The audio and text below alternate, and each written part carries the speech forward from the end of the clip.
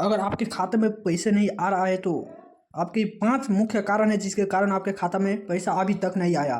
पिछले साल का डाटा देखिएगा तो पिछले साल बहुत ही जल्दी पिछले साल के स्टूडेंट को खाता में पैसा आना शुरू हो गया था। लेकिन इस साल आप लोग ये 5 गलती किए हैं जिसके कारण आपके खाता में पैसा आने का देर हो गया है। तो ये 5 कारण को सुधारिए, आपके खाता में पैसा आने में 5 सेकंड भी नहीं लगेगा। नमस्ते दोस्तों, कैसे हैं आप लोग? उम्मीद करता हूँ आप लोग अच्छा और स्वस्थ होंगे। तो बहुत लोगों का अभी तक स्कॉलरशिप 10th-12th का नहीं आया है, बहुत लेट हो गया है इस साल। तो इसके पीछे का क्या कारण है आगे वीडियो में सभी मैं बताऊंगा। ये 5 गलती है जिसके कारण आपके खाता में अभी तक पैसा नहीं आया। और ये 5 गलती कौन कौन सा है देखिए, आज इस वीडियो में मैं बताने वाला हूँ। बिल्कुल ध्यान से देखिएगा। आप क्लास 2 10th-12th में है तो आपके पैसा कोई नहीं रोक सकता है अगर ये वीडियो को देख लेते हैं तो चलिए आज की इस वीडियो को शुरू करते हैं। तो देखिए यहाँ पर 5 कारण कौन कौन सा है जिसके कारण आपके खाता में पैसा नहीं आ रहा है। तो ये 5 गलती को सुधार देते हैं तो आपके खाता में पैसा आना शुरू हो जाएगा। यही 5 गलती है जिसके कारण सभी का रिजेक्ट हो रहा है। यहाँ पर देखिए, सबसे पहले जो यहाँ पर होता है आधार डीबीटी। अगर आपके आधार से जो बैंक अकाउंट है वो लिंक नहीं होगा तो आपके खाता में पैसा कभी नहीं आएगा। तो आप लोग यहाँ पर देख लीजिए, आपका रिजेक्ट हो जाएगा, पेमेंट रिजेक्ट पेंडिंग में चला जाएगा। तो सबसे पहले आप लोग को करना क्या होगा, तो आपको जो आधार कार्ड के सेंटर में जाकर अपने बैंक से क्या कर रहा है, अपने बैंक अकाउंट से सीडेड कर देना है उसको, डीबीटी जिसे कहते हैं, डीबीटी हो जाएगा, सीडेड हो जाएगा आपके अकाउंट से। तो आपके बैंक अकाउंट में पैसा आना शुरू हो जाएगा। तो पहला कारण यही है।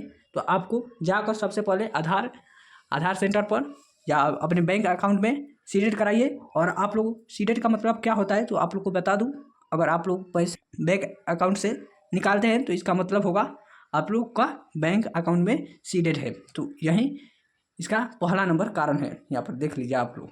और दूसरा कारण है कि जो होता है लाखों छात्रों का डेटा जो एक साथ PAFMS पब्लिक, यहाँ पर पब्लिक जो होता है पब्लिक फाइनेंशियल मैनेजमेंट और बैंक सर्वर और वेरिफिकेशन के लिए भेजा जाता है। नाम, IFC, रोल नंबर में स्पेलिंग मिसमैच से वेरिफिकेशन अटक जाता है, यानी कि वो पेंडिंग में चला जाता है। तो अगर आपका जो जिसमें IFC कोड, नाम, रोल, स्पेलिंग में मिसमैच होगा तो आपके जो पैसा होगा वो नहीं आएगा। तो आपको एकदम जो भी, जैसे यहाँ पर होगा आप लोग का नाम, यहाँ पर होगा देख लीजिए इस प्रकार से राजू, इस प्रकार से राजू नाम होगा तो ये राजू ही इस प्रकार से भरना होगा।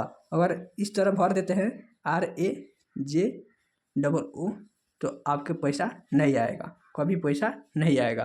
तो इसीलिए इसका कारण यही है कि आराम से देखकर आपको जो भी मोबाइल सेंटर पर जाकर कंप्यूटर से अपने हाथों से भरे होंगे। अगर गलती होगा तो आप लोग को वो गलती नहीं करना है, जाकर आधा जो भी मोबाइल शॉप पर बनाता है लोग वहाँ पर भर देता है लोग ये फॉर्म को और आपका स्कॉलरशिप आ जाता है। तो आप लोग यही गलती किए होंगे तो सबसे पहले ये गलती को सुधारिए।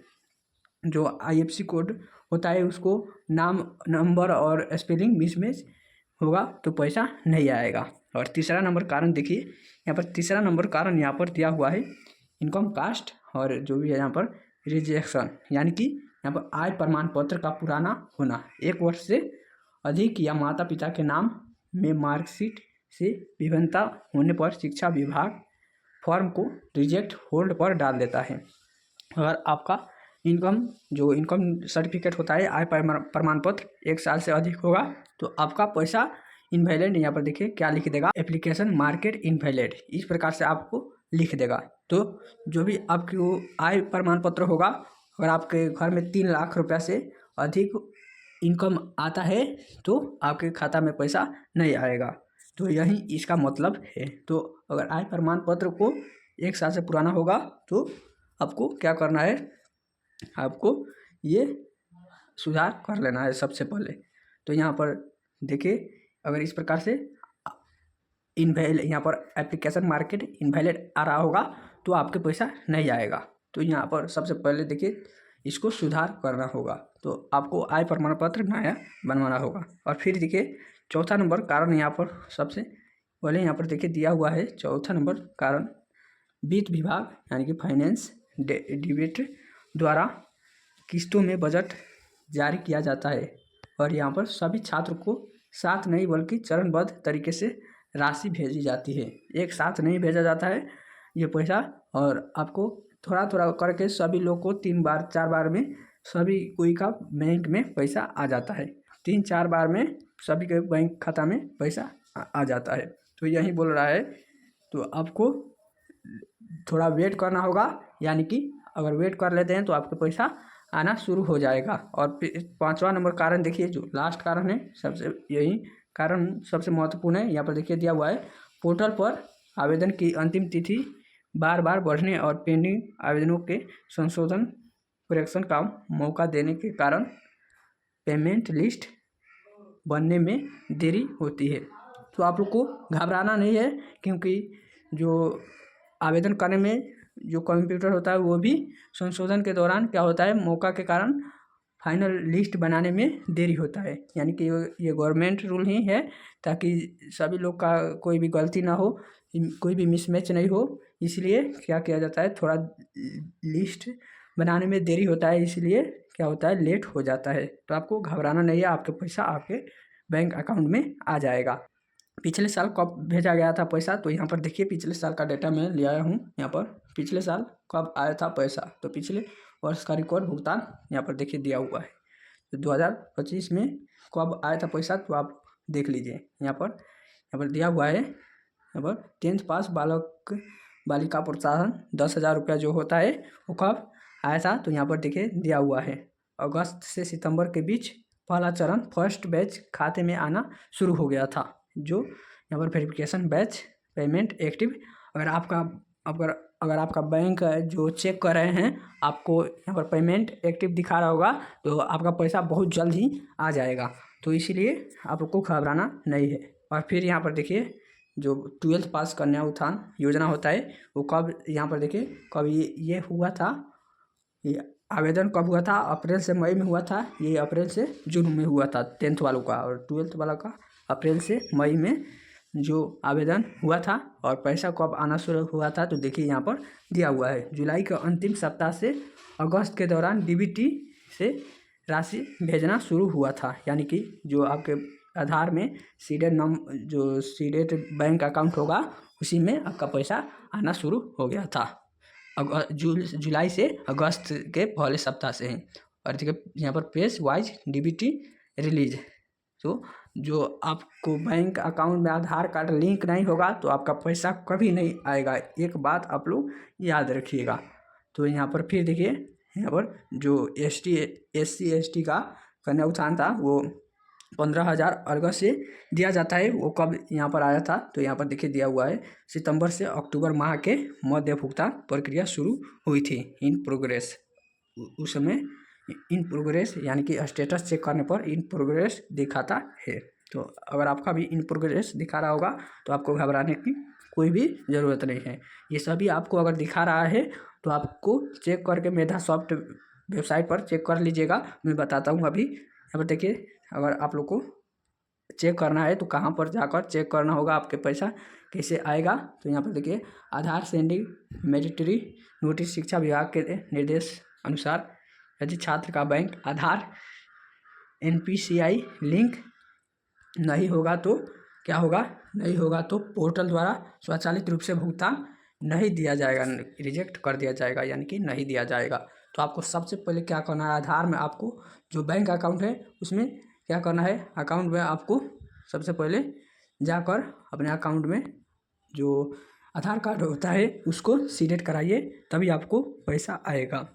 फिर यहाँ पर 10th 12th की एडमिट कार्ड मार्कशीट के अनुसार नाम, पिता का नाम और जन्म तिथि कार्ड में बिल्कुल समान होनी चाहिए। आपको ये बात सभी याद रखना होगा। यही सभी अगर आप लोग का गलती होगा तो आपके पैसा आने में देरी हो जाएगा। और फिर यहाँ पर देखिए, यहाँ पर आपको ये 5 महत्वपूर्ण बातें हैं। यहाँ पर देखिए दिया हुआ है, ज्वाइंट अकाउंट नॉट अलाउ, केवल छात्र एवं छात्रा का एकल सिंगल यानी कि बचत खाता ही मान्य होगा, संयुक्त खाता होने पर राशि ट्रांसफ़र नहीं होगा। तो आपका सिंगल खाता ही आपके नाम के ही खाता में पैसा आएगा। तो ये भी बात आप लोग ध्यान में रखिएगा। और यहाँ पर देखिए स्टूडेंट नेम वेरिफिकेशन, जो यहाँ पर वेरिफिकेशन चेक लिस्ट है उसमें देखिए यहाँ पर दिया हुआ है स्टूडेंट नाम वेरिफिकेशन, यहाँ पर PFMS, बैंक स्टेटस, आधार या कैटेगरी वेरिफिकेशन, और यहाँ पर फाइनल डिजिट स्टेटस कन्फर्मेशन। तो ये सभी अगर आप लोग को चेक करने पर आ रहा होगा तो बहुत ही अच्छी बात है। और फिर यहाँ पर चौथा नंबर देखिए बात क्या दिया हुआ है, छात्र क्या करे अभी। अगर आप लोग स्टूडेंट है तो आपको क्या करना होगा, तो जाकर आप अपने चेक करना होगा, जो मेधा सॉफ्ट वेबसाइट है उस पर जाकर चेक कर कीजिए। यहाँ पर दिया हुआ है चेक एप्लीकेशन स्टेटस मेधा सॉफ्ट के आधिकारिक वेबसाइट, यहाँ पर यहीं आप लोग जाकर सर्च कीजिएगा। और वहाँ पर क्या करना है आप लोग देखिए, वहाँ पर जाकर क्रो यूर एप्लीकेशन स्टेटस पर अपना रोल नंबर दर्ज करके स्टेटस चेक कीजिए। और फिर यहाँ पर फिक्स NPCI इन बैंक ब्रांच, यदि स्टेटस में आधार नोट सीडेड या PFMS रिजेक्ट दिखा रहा है तो तुरंत अपनी बैंक शाखा पर जाए, आधार NPCI मैपिंग DBT फॉर्म भरकर जमा करें। अगर आप लोग का यहाँ पर क्या दिखा रहा होगा, यहाँ पर आधार नॉट सीडेड दिखा रहा होगा तो आपको तुरंत अपने जो अकाउंट होता है उसके शाखा पर जाइए और आपको क्या करना है, DBT फार्म को भरना है, ताकि आपके बैंक में सीडेड हो जाए, आपका बैंक में आधार सीडेड हो जाए और जल्द से जल्द आपके पैसा आ जाए आपके पास। तो आपको यही काम करना है, मैं पहले ही बता रहा हूँ। और आप लोग ये गलती करेंगे तो आपको पैसा नहीं आएगा। और फिर यहाँ पर कनेक्शन ऑन पोर्टल, यदि किसी दस्तावेज में त्रुटि के कारण फॉर्म रिजेक्ट हुआ है तो यूजर ID और पासवर्ड से लॉगिन करके पोर्टल पर सुधार कर सकते हैं। तो आपको सबसे पहले जाकर वहाँ पर चेक कर लीजिए मेधा सॉफ्ट वेबसाइट पर, medasoftbihar.government.in ये सर्च कीजिएगा, आपको खुल जाएगा और अपने रोल नंबर दर्ज कर दीजिएगा, स्टेटस चेक हो जाएगा और आपको पेमेंट एक्टिव दिखा रहा होगा तो आपका पैसा जल्द ही आ जाएगा आपके पास। तो यही इन्फॉर्मेशन था। तो आप लोग को ये वीडियो कैसा लगा आप लोग कमेंट में ज़रूर बताइएगा, और आपका पैसा आ जाएगा तो आप लोग कमेंट में ज़रूर बताइएगा। तो चलिए मिलते हैं अगले दिन अगले इन्फॉर्मेशन के साथ, अगले स्कॉलरशिप के साथ।